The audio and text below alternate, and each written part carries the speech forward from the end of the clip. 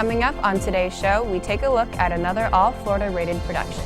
Stay tuned, you're watching ROR TV.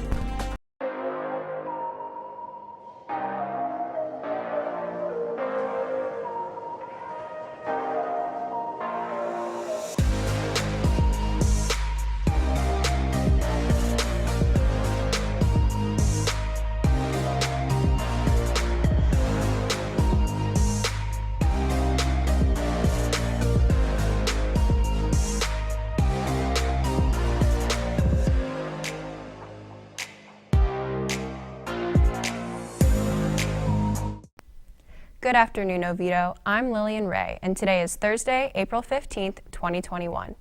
Issues of racial injustice have been at the forefront of the American zeitgeist since last summer. And while we often see reports of recent events making headlines, a much bigger part of addressing systemic racism is looking to our past and realizing that there are portions of our history that have been ignored, overlooked, and even swept under the rug. It's not always pleasant to come to terms with, but a nearby city just did that this past year. Here's a look back at another of our productions given an all-Florida rating by the Florida Scholastic Press. Black people, I knew you did not go to a COE. We talk with people who lived here like during civil rights in the 50s and 60s say, I didn't know why, but you didn't drive through a COE. Our bus driver went around a COE.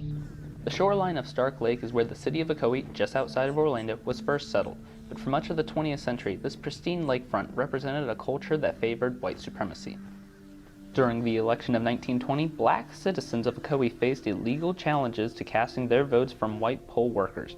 Two leaders of the black community, Moses Norman and July Perry, were targeted by a white mob for their efforts to help black citizens vote. The mob attempted to invade Perry's home in the middle of the night, forcing him to flee. He was found after dawn, lynched, and hung on a telephone pole. But the mob also continued to burn black churches, schoolhouses, and homes. No arrests were ever made for their violence. As you look throughout all of American history, you see a constant and ongoing intentional obfuscation of information when it comes to what gets put in the record books, right? Or into the history books for that matter. And that has so been the case with Black history specifically. When I came here, I thought, these kids are probably already going to have an idea of what the Ocoee Massacre was. I was surprised to learn that they really didn't.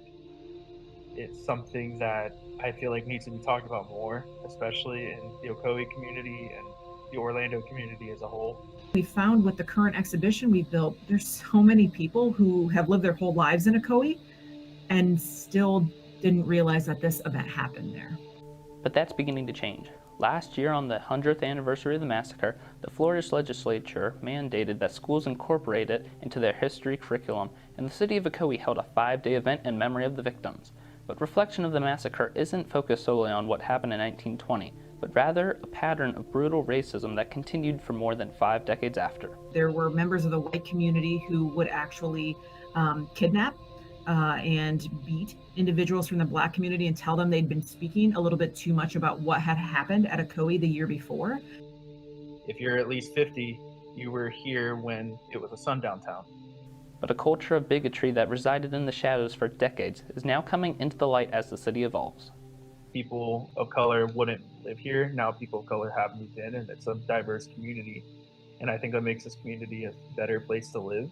The Ocoee that I knew as a child isn't the Ocoee that I know as a 25-year-old adult.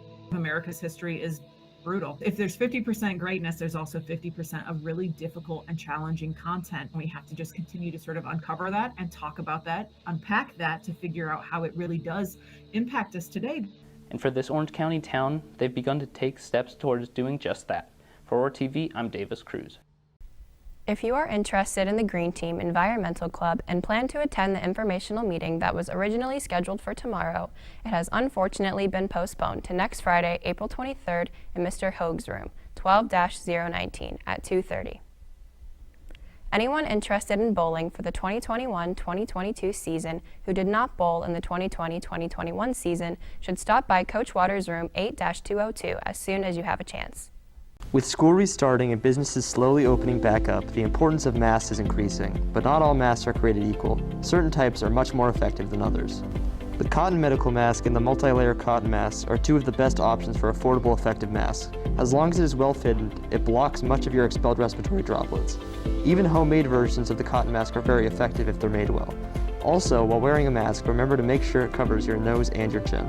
Bandanas do not work very well on preventing the spread of COVID. This is because it is made of a single thin layer of material that is often open at the bottom. This allows a lot of respiratory droplets to go in and out of the bandana. The neck gaiter, on paper, should work well. It has a tight seal and looks like it could catch most respiratory droplets, but a Duke study has found evidence that gaiter masks transmit droplets further than without a mask. The mask divided respiratory droplets into smaller versions that were more easily carried by the wind. So next time you're purchasing a mask, remember to take their effectiveness into account. That's all we have for you today, Oviedo. Have a great rest of your day. And as always, go Lions!